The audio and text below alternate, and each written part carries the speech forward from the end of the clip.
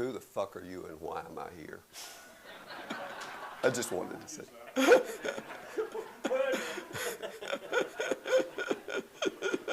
I just needed to lighten things up for myself, you know.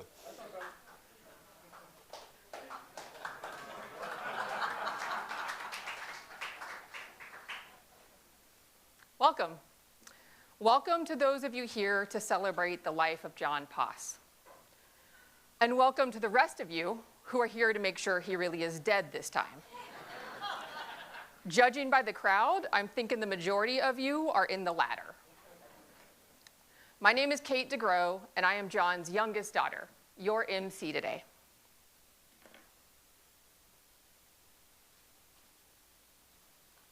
This is a swear jar. I had to start one for my kids, well, for me, and I have to pay up every time I swear in front of them. Charlotte, Sydney, this should cover everything you are about to hear.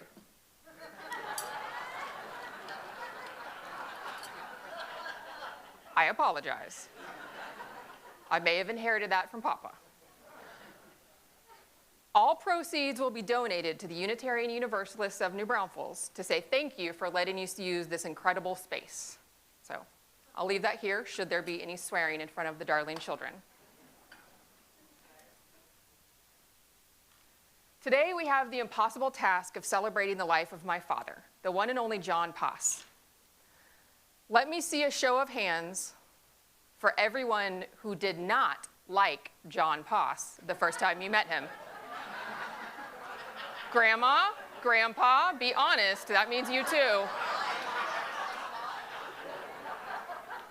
Thank you.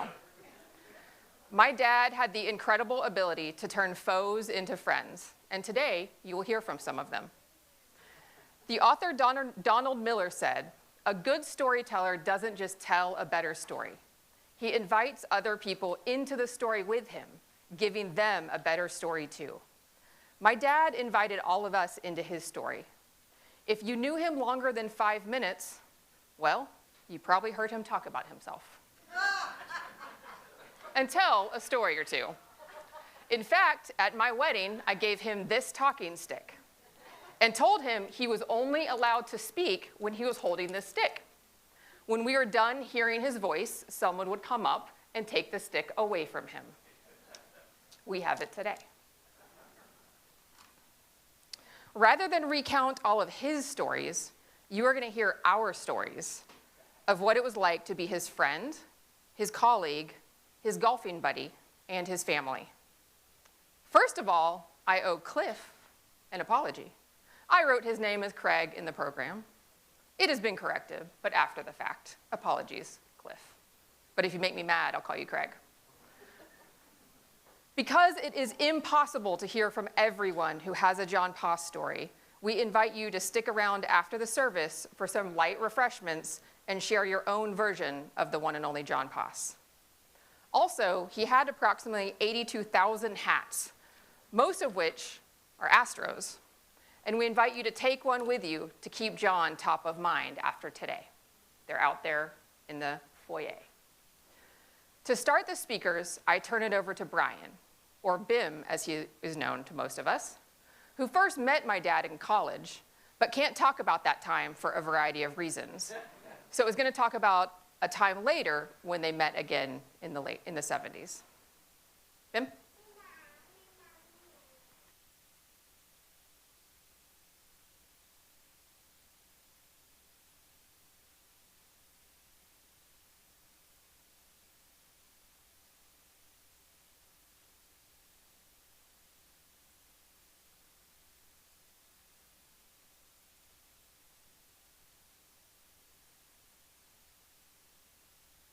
I've known John for over 50 years, over half a century. During that time, we've laughed and joked and drank and smoked and planned and schemed and worked together, and he performed my service for my wedding. And then we grew weed together. It's been quite a trip. And I met John early 70s in a slum that was student housing right off campus. And when I found out he was going to go into finance, I was kind of stunned because he had so much enthusiasm and energy for such a boring profession. And as we finished school, he graduated, went off to Washington, D.C. and other parts of the world, and I went to Houston to work for Brown and Root. And I got a call one day, and he said he was coming into Houston to give a presentation for Arthur Andersen and invited me to come by and watch. And when I got there, it was Brown and Root at that time was the largest design build company in the world. And so the head executives, chief financial officers, and other accounting folks were there in the room.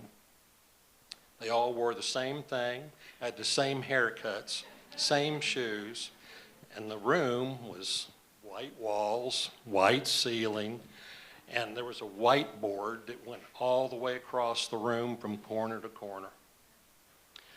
So the head partner of Arthur Andersen got up and introduced his team, and the first guy got up and immediately went to the overhead projector, turned the lights out, and started with his transparencies and droned on for 10 minutes.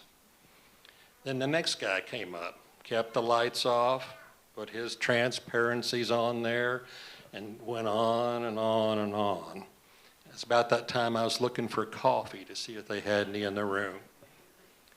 Anyhow, when they finally got to John, he turned the lights way up, and with his red Sharpie, he went and drew a graph on the wall, on the whiteboard. And somebody asked him a question, and that was all he needed. And he started drawing figures, charts, dates, and just kept on going. More questions. He'd be telling jokes over the side of his shoulder while he was drawing on the with the Sharpie. Pretty soon people were standing up, pointing, asking questions. He got the whole crowd involved. He kept on going now. And then when he got to the end of the whiteboard, well, he turned the corner and started doing his Sharpie stuff on the wall. And he kept on going till he got to the end of the stage, and he went, and that's how we'll do it. And the crowd applauded. And so I learned how enthusiasm is important in finance. And it was probably the only financial presentation that required the room to be painted. He brought that enthusiasm to everything he did in life. He was a good friend. You could count on him to give you unvarnished advice. He was always there when you needed him. He was a good listener. And, well, I'm not really sure how this death thing works. And I know that he's not here physically, but his memories will always be with me. And when a kernel of wisdom or a joke or a story, I know it'll make me chuckle or laugh or think. And I think that's his present to me and all of us, is from beyond the grave is the memories. Anyhow, all I can say is thank you, John.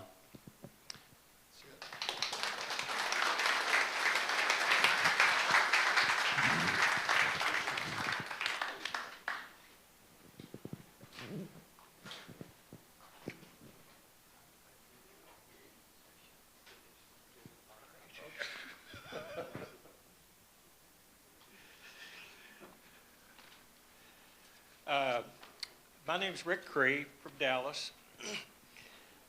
I first met John in the early... Good? Yeah. All right.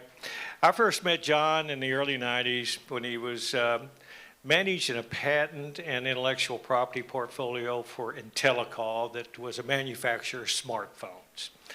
I was also in the telecom business, and we found it he brought it up, that it'd be something maybe we could combine the various resources from our portfolios, put them into a package, and then John was going to go extract royalties from every manufacturer around the country. Sounded like a good idea. Thought the program might work. We spent about 2 months putting all the pieces together, and through that process, I got to know him pretty well. I think the program would have worked. Unfortunately, John was fired by a CEO for insubordination. I gather his talk with the CEO, who I knew, and that guy was bulletproof, all right? So it must have been a pretty interesting conversation. But I'm sure somewhere in his discussion with this fella, he used the word bonehead. One of his favorite tags. Shortly afterwards, John was diagnosed with cancer and started his long journey of surgery and experimental medical treatments. We stayed in touch. I didn't see him much, though, for the next 4 years or so. And but as it happened, I went to a fly fishing store. And this would have been, later 90s? Yeah. He was diagnosed in 2000. Okay, well, this was after 2000. And and he was there. Fly fishing store. Yep, he was. And we got to talking. He got to asking me how things were going and how the business was going. And I told him, well, we'd merged with a public company, and we had a lot of challenges. 2 cultures, 2 cities, 2 technology platforms, 2 of everything. And that we had a lot of challenges ahead of ourselves. He says, I feel better. I'm getting some stamina. Could you use me?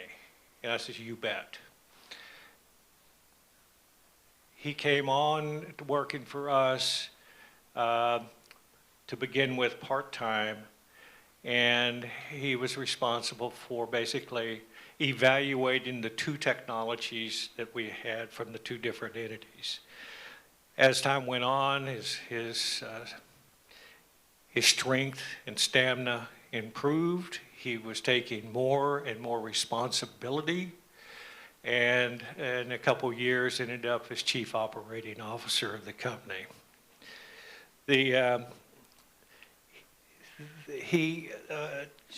John took the role, I think, thinking he needed a hobby.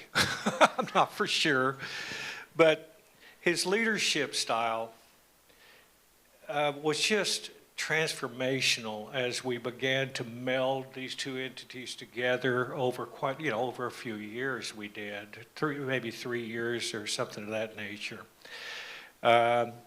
He was a steward and a mentor to the people who worked with him. And there's some of those people here today that are here for John that he worked with 20 years ago, and some have not seen him since. I think that speaks volumes for what I'm talking about. There's no question, John was somewhat uninhibited, more than a little spontaneous. You could never anticipate him. We took a trip to the Amazon to go peacock bass fishing.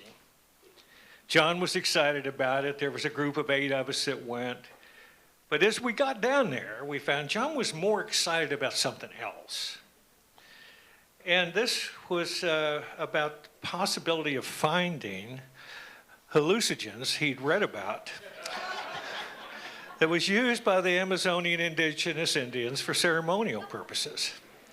He named it Amazon TV, and he wanted to see every channel of it, all right? The fishing was good. He did not find the plants, all right, which was a relief to some of us because had he, we don't know if he'd gone back to Dallas with us. Or if he did, we would have to physically deliver him to Melinda, who may have some issues with the whole thing too. He was very entertaining. John had, and you just heard a little about John and meetings. You just heard some about that earlier. He really did not want to put up with non-productive blah, blah, blah, blah, as John would say in a meeting. I'm going to give you a snippet of 2 or 3 that you might enjoy. The private equity company that owned us purchased a competitor. 5 or 6 management folks from each company were meeting to discuss integration and planning topics. There was a marketing VP from the other side who looked like he could play a defensive lineman for a D1 football team. He walked on everybody's comments. He discouraged anybody for coming up with more ideas and was clearly trying to establish a higher authority level with everyone there. Well, John gets up from the table, picks up his 135 pounds out of the chair, points his finger at this guy and says, "You're a bully and you're nothing but one. And if you continue to bully everyone at this table, we're going to the parking lot and I'm going to rip your throat out."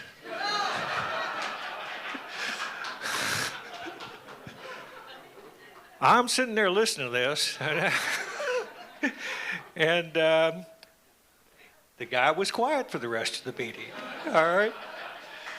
When the meeting was over, I went to John and I said, "John, what in the hell are you thinking?" He says, I told him, "This guy could break you like a toothpick." He goes, "Nah, he's not going to do anything. He knows I have cancer." And John loved the cancer card. All right. The CEO at that time was a very real kind of high concept guy. He worked in the clouds, so to speak, and he was all hot about developing a biometric product to speed people through airport security, whether it be face recognition, voice recognition, that kind of thing. He set up a meeting in New York with a man and his daughter, who was part of the company, who owned a venture capital fund. The CEO talked and talked, nothing specific. He was way up in the clouds, and he spent about an hour selling this concept with no underpinnings whatsoever. John was there with our in-house counsel, and when this fellow was finished speaking, the guy who owned the venture capital fund looks at John, because John hasn't said anything during the entire meeting, and says, "What do you think?" And John looks at him and says, "I'm thinking, what the fuck am I doing here?"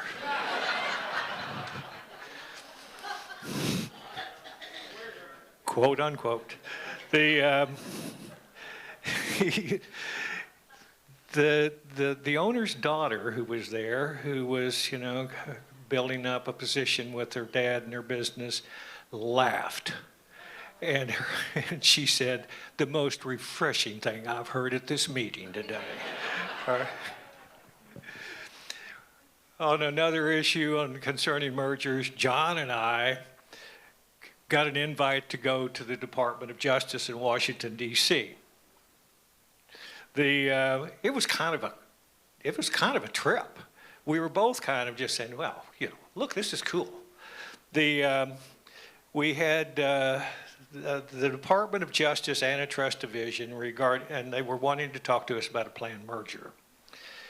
They were concerned about our market share. We met with the head of the Telecommunications Antitrust Division and their head litigator. After The meeting lasted about 3 hours, and as we left the building, John turned to me and says, "We did a good job, Rick. After listening to us, they can't be concerned. They don't think we're smart enough to run a country store." And we could put a book together of those, and maybe that is a mission of some sort. John's tattoo. Some obviously know about it. John's office was 2 doors down the hall from me.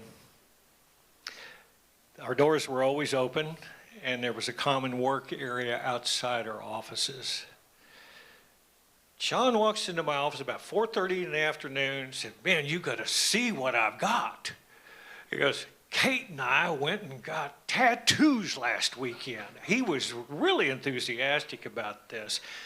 While he's saying that, he's dropping his pants in my office. And I'm looking at this thing.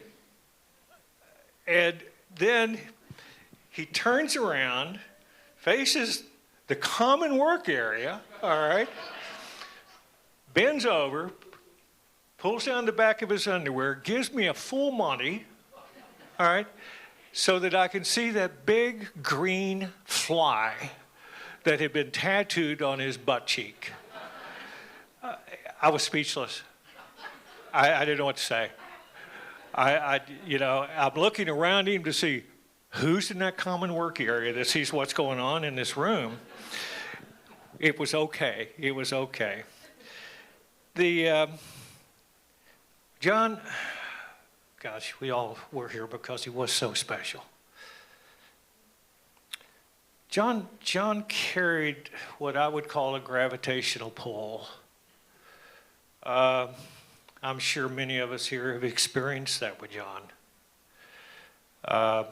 His deep intellect and reasoning enabled him to take challenges, problems, or just discussion points, turn it inside out, upside down, shake it up, and come up with a unique perspective. It was genuine, unique. His communication skills were second to none, and what a great sense of humor. Sometimes it wasn't so funny, but particularly if he's naked in your office. As a good friend for 30 years, I am truly a beneficiary of that relationship. As hard as John worked and struggled, he kept a high level of enthusiasm and a deep love for life. He embraced it. And what I love so much about him is being with him was an educational process to yourself. He was always there to enhance your belief that life is beautiful. He believed that, and that it was really important, and he would teach you that. Just listen to him. Keep your curiosity about life. You know his in-depths about philosophy. He could cover so many topics. But from my perspective, I won. I didn't have as much to give him in the way of new thought, new concept. He sure did for me, and clearly enhanced to me the quality of my life. He was a special, special man.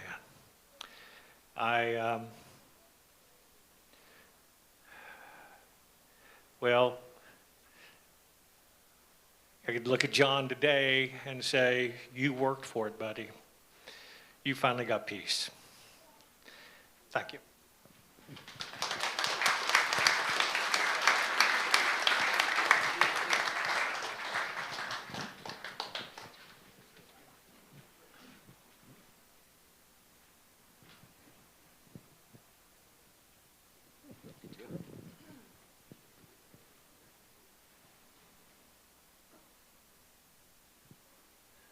I'm Craig Reed. No, I'm Cliff.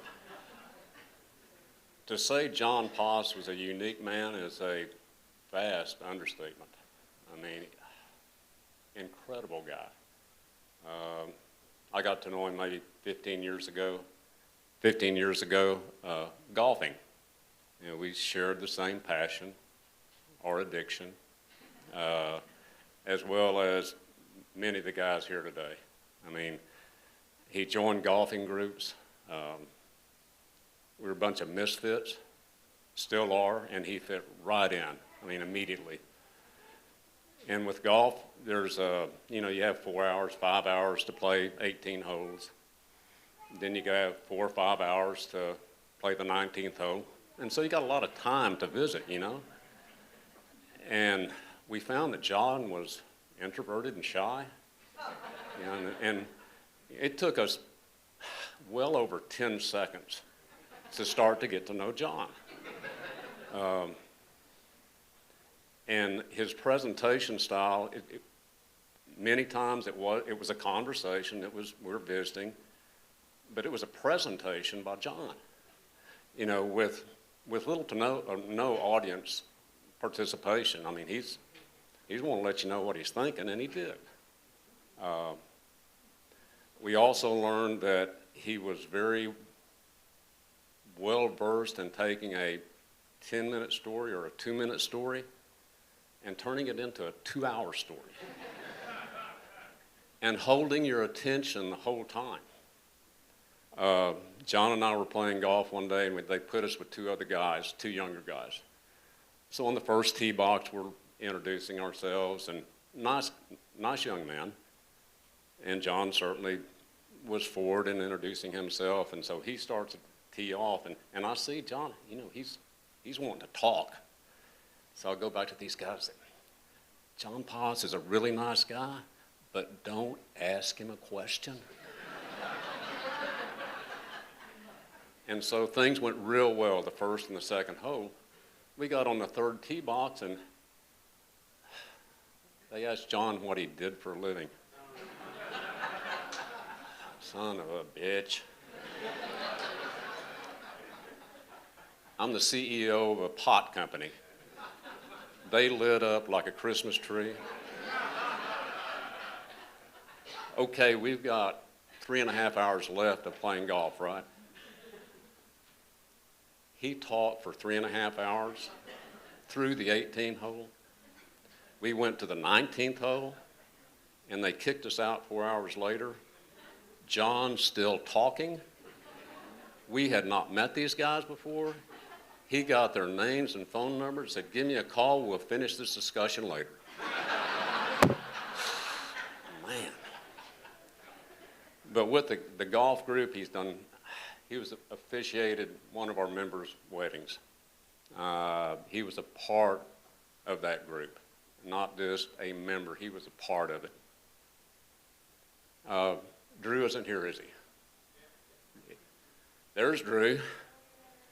So Drew Aubrey is a member, a misfit, has had some health issues. So whether it was in concert with Drew and his wife or not, John put together a memorial tournament for Drew. Drew's still here.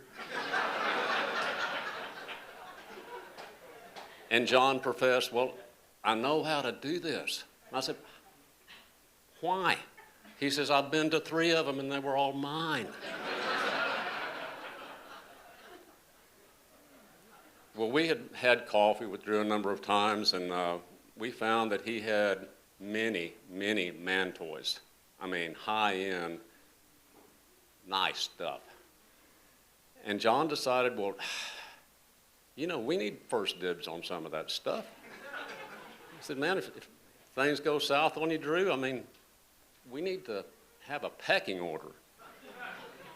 So he did a tournament, memorial tournament for Drew. We finished the tournament. We're all sitting in the clubhouse. We're waiting for scores. John comes in, dressed up like the Grim Reaper. Has them. Melinda bought the stuff for him. I mean, perfect. Announced the winners. Guess what they got? Drew shit.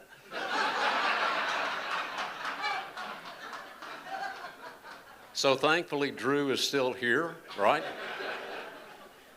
But I think there's guys that have a list, Drew. And Nancy, they're gonna, I mean, it's on the list. So he was an absolutely incredible man. His depth of knowledge on subjects from here to there, and his ability to communicate that knowledge to a misfit was incredible. We talked about Middle Eastern religion. We talked about nuclear physics. We talked about his health, his knowledge of the human body. Well, I'll take that. He talked about it. I listened. Certainly a mentor of mine. And like Brian, death is it's hard to deal with. You have to deal with it in your terms, right? And so I've been thinking about John and his not being here physically. And the analogy that I came up with that I can relate to, John is like the best dope I ever had. You know, and I got, when you have it, man, you really enjoy it. And it expands your mind. Well, you think it does. Maybe it numbs it.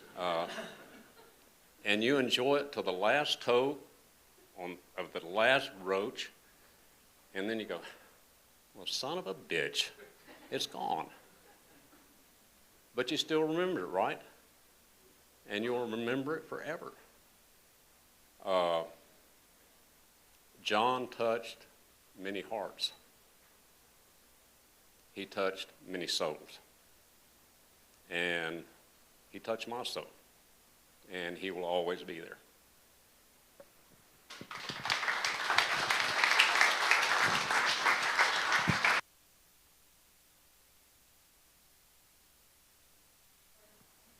Great job, Craig. 2 thumbs up on that one. Thank you very much. You get to hear from me again. I am the last speaker because I get to have the last word. I am here to talk about John Poss as a father. But first, I'm going to tell you about my dad and his father in his own words.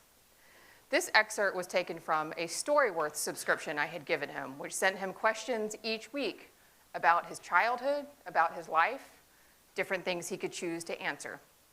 Most of which he chose not to answer, but this one he did. His prompt was, "What was your father like when you were a child?" In his words. Around the age of 11, I was exceedingly curious about my father. And I suppose because he had made a child support payment, my mother consented to me spending the day with him. It was a Saturday, and Bud, my father, worked as a service station attendant at my Uncle JJ's Texaco gas station. JJ was the husband of Tootsie, who was one of Bud's sisters. So Dad showed up at our house on Doolittle, picked me up without visiting or greeting Big Mama or Pa Counts, and we drove to Pasadena to spend the day together pumping gas and cleaning windows. That was the first time I had spent any time at all with my father since I was 3 or 4 years old. The day was awkward and mostly uneventful. Dad didn't have much to say, and even from an 11-year-old's perspective, seemed a little afraid of me. I didn't say much either, certainly didn't ask him about his life, because I already had glimpses from my mother's almost constant derision of him. So nothing much happened until the end of the day when he drove me back to Doolittle. As I was about to get out of the car, Dad offered me $5. It was then that all my anger about his abandonment and his absence in my life overcame me. I looked at his hand with the $5 then looked him in the eye and said, "My mother told me never to take money from strangers." He didn't see his father again for quite a few years after that. Let that sink in. 1, he was feisty from the start and knew how to deliver a real zinger right through the heart, something many of us in this room probably have experienced a time or two. 2, how hard that must have been for my dad not to know his father. I know he regretted saying that, and he tried to get to know his father in his later years. How does one become a good father without having one of your own? When I was 14, my parents and I spent Thanksgiving in Belize. We were staying on the small island of Ambergris Caye at a tiny resort with thatched roof huts. One night, we had a lovely dinner at a little restaurant a few blocks from our hotel. A mariachi band was going table to table. And instead of doing this in the restaurant, Dad paid them to follow us, serenading us as we walked the few blocks down the road back to the hotel. Let me remind you that I was 14. I was mortified. I refused to walk with them and trailed behind, watching my parents walk arm in arm, smiling and swaying to the music. I hated every minute of it at the time. But here we are, 30 years later, recounting this story as one of my favorites, because it encapsulates my dad's spirit. He knew how to live a good story. I'm convinced half the stuff he did was purely for the stories he could tell afterwards. My mom knew this. She always said she married him because their life together will never be boring. Over the years, he gave his kids lots of advice, most of it unsolicited. One time, after one of his many health scares, I thought it would be a good time to actually solicit some good fatherly advice. He was sitting in his favorite chair, covered in many blankets, watching golf. I said, "Dad, knowing what you know now, would you do anything different with your life?" I thought he'd spout off some long-winded answer about some work deal he'd renegotiate, or maybe he'd go on about how life in Canada would have been better and we should have stayed there. He was quiet. He thought for a moment and said, "Kate, I would have done more drugs." Apparently, it's on theme with the other speeches we heard today. That's not exactly the fatherly advice I was seeking. One of the greatest gifts he gave to his children is his sense of humor. I may have a bit of John Poss in me, and I used to tell him that I would do or say anything if I thought it was 51% funny. He'd just shake his head and say 49% when he didn't agree. He could make anyone laugh and won over many of you in this room with his sharp wit. When I brought a boyfriend home, he'd immediately find something wrong with them. "That one has a giraffe neck. This one wants to be an umpire? Only failed baseball players do that." But when he met my husband, Richie, he was silent and had nothing negative to say, which is a rare for John Poss. I realized that he either really liked him or was worried I was running out of options, so he better keep his mouth shut either way. Turns out he did the same for Monica and told her in his final days that he really liked her husband, Ronnie, that he was the real deal. Tracy, there was never a doubt that Dad adored you. My dad didn't just raise 3 great kids. He also adopted many others along the way. McCarty, I see you back there somewhere. Melissa, Nikki, Jamie. Any friends of ours became one of his Poss kids. My friends loved him because he would spend the entire time they were at our house trying to embarrass me. Singing Chantilly Lace at the top of his lungs in the car, shouting my name really loudly in a restaurant to watch my face turn beet red. He would do anything for a laugh, sometimes at our expense. He refused to admit he actually went skinny dipping with all of Monica's friends after her wedding. At one point at my wedding, I look over and see my dad dropping his pants in the middle of a circle of all of my friends to show off that black fly tattooed on his ass. Apparently, this was a common thing he did. I had no idea. You see, we got matching tattoos when I was 21. He always told me growing up that if he ever got a tattoo, it would be a black fly on his ass. He told the story of some time when he was playing basketball in high school. One day in the locker room, he looked over and there was a member of the opposing team, naked, with a black fly tattooed on his ass. And he thought it was just asking for a towel snapping. And he thought it was the ballsiest thing you could ever do and decided that's what he wanted. So I told him when I turned 18, we'd get one together. It took him a few years to work up the courage to do it, but apparently once we did it, he could not keep it to himself. I promise to not show you mine today. He loved Christmas, and Christmases with him were often epic. He did not have great Christmases growing up, so he tried to make up for it as an adult. There were a few traditions he created over the years. First, the Homer. He loved The Simpsons, and in one episode, Homer gives Marge a bowling ball with his name engraved on it. My dad started doing that to us. If he wanted something, say a book or a piece of fishing gear, he'd buy it, wrap it up with our name on it, and say, "From Homer." We still do that to this day, and I have bought myself many nice things that I have given to my husband over the years from Homer. Any article of clothing received at Christmas had to be put on over your clothes. No exceptions. Each piece went on, layered on top of the other, until you finished opening all of the presents. Growing up, we also made ornaments for anyone who spent Christmas with us, writing their names on the ornament and letting them choose where to hang it on the tree. This included all of our many pets. Both of my parents were animal lovers, and we had a menagerie for as long as I can remember. Each cat, dog, and fish that lived longer than a year got its own ornament. Over the years, many of them passed away, so we started moving these ornaments to the back of the tree and called it the pet cemetery. Morbid, I know, but 51% funny. After his mother passed away the next Christmas, we took her ornament out, looked at each other, and hung it on the back of the tree in the pet cemetery.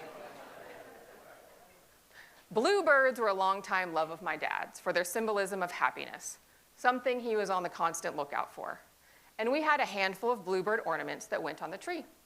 They were always the very last to go on, and each one of us would get one, and we got to choose where we placed it on the tree. My dad truly loved Christmas and all the traditions we created over the years. Monica and her kids have made handmade bluebird ornaments for each of you to take home today and hang on your Christmas tree. And think of my dad each time you place him on your Christmas tree pet cemetery or wherever you feel is appropriate. After my dad was diagnosed with cancer, he spent time reflecting on his life. He also spent a year as a woman. He started taking estrogen after his surgery, and the doctors forgot to tell him to stop. His testosterone dropped to near castrate levels. He even gave a speech in this very room about his year as a woman. One of the benefits of this time was he got a little more sensitive, a little more caring. He started baking cookies and sending cards to his family, signing it, "Love your sister John," and making sure he spent more quality time with them than he had in the years prior to his diagnosis. He made an extra effort to carve pumpkins with the entire family at Halloween, another tradition he loved. He didn't do a lot of this when we were growing up, particularly when Monica and Jeff were kids. My dad was 19 when Monica was born and 21 when he had Jeff. At the age of 33, he had me. I had a different father than them. No, not biologically. This is not some shocking revelation today. My dad was a baby himself when he had them, and something that resembled an adult when he had me. For them, he was absent a lot. He split up with their mother, he got remarried a couple times, traveled for work, and obviously had some daddy issues of his own. It took time, but he became a better father to us than his ever was to him. And he was the best damn dad I could ever want. Was he an asshole sometimes? Yep. Did he work a lot? Uh-huh. I think he spent 6 weeks in Japan shortly after I was born. My mom still might be angry about that one. But he was also funny, smart, supportive, and never ever let me doubt myself about anything for a damn minute. He was my #1 fan in life and showed up at every single one of my basketball games in high school, cheering at the top of his lungs, paying me $5 per offensive foul, so I'd get more aggressive. I think it worked. Thank you, Monica and Jeff, for breaking Dad in for me. I wish he could have had the dad I did, and I know that he wished he could have done that for you. That's right, we need these, hold on. Okay. Monica, Dad adored you. You were 2 peas in a pod. No problem will go unsolved in your presence or his. I used to get so mad when you came to visit when I was growing up because Dad would drop everything and spend every single minute of the weekend with you. Now I understand, but bratty 10-year-old Kate didn't get it. He missed out when you were growing up and wanted to make up for lost time. Jeff, he was so damn proud of you. He bragged about his son in the movies, his son who could build anything, his son who loved fishing even more than he did, and even surprised him with a red Volvo 1800, just like the one he used to have. He should have told you that more, that he was proud of you, that he loved you. He told everyone else. The best thing about you, Jeff, is that you are breaking the mold, just like our dad, by being a better father to your kid than yours was to you. You have raised an incredible young woman in Pearl who still actually wants to hang out with you as an adult. That is the definition of parental success. Okay. Dad also adored his grandchildren. He lit up when they were around. Clover, I see you back there. You're here somewhere. Clover, you were the first and shared a special connection. Your presence was comforting to him, and he kept asking for you in his final days. Thank you for being there to see him through to the other side. Chance, Pearl, Charlotte, and Sydney. Dad adored each and every one of you, and I'm so glad he got to meet you.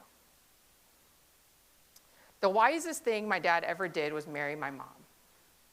Not only did she tolerate him, but she kept him alive for these past 24 years after his initial cancer diagnosis. Without her love, support, homemade chicken noodle soup, the occasional burnt duck, and endless patience for the man, he would have died a long time ago. His #1 concern was the well-being of my mom. When I visited last year, he wasn't doing well and said he would die today if he knew Melinda would be okay. Mom, you are the love of Dad's life, his rock, and the reason he made it so damn long. Thank you for keeping him around. Many others surely would have killed him by now.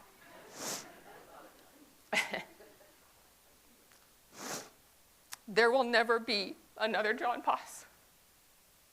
24 years ago, he was diagnosed with an incurable cancer and told to go home and die. He said, fuck that, and he talked himself onto a clinical trial for a drug that saved his life.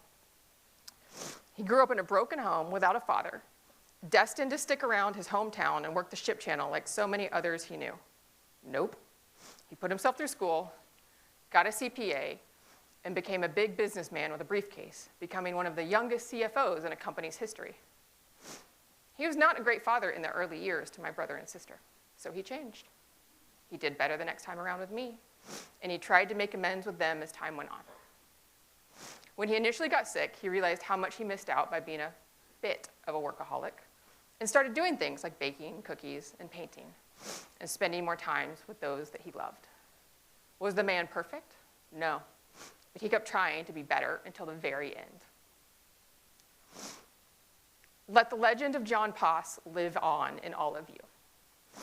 Tell his stories. Live a better story of your own. When you find yourself in circumstances that are not ideal, say, fuck that, and try something else. Live. Tell your family how much you love them. Apologize. Not that he did that much, but I just think that's a good thing in general to do. Do better. Make someone laugh. Spend time with your friends. In his final days, we started contacting his friends and asking them to come by and say goodbye. I told Dad this, and he said, my friends, I love my friends. His friends were his family of choice, and his life was better with each of you by his side. I know my life was better with him by my side. Hunter S. Thompson said, life should not be a journey to the grave with the intention of arriving safely in a pretty and well-preserved body, but rather skid broadside in a cloud of smoke, thoroughly used up, totally worn out, loudly proclaiming, "Wow, what a ride." Thanks for taking us along for the ride, Dad. We're so fucking lucky to have known you.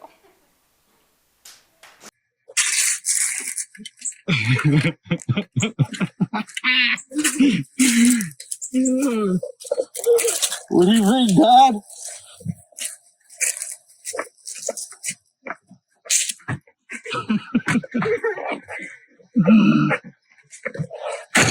Wait, don't turn it. Wait. Turn it. Okay, now there's a push button start right there. That's all right. You gotta clutch it. Start it up. It's underneath the steering wheel. Little push button. Oh. Is it a clutch? Yeah. That's what he did? Listen to that. Oh.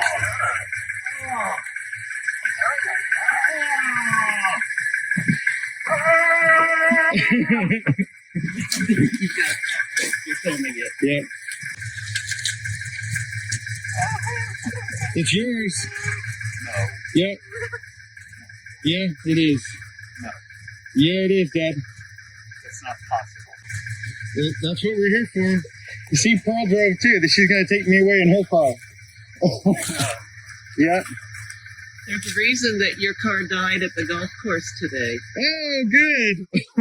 Go over there and disconnect the battery. Look how nice it looks. Oh man, dude.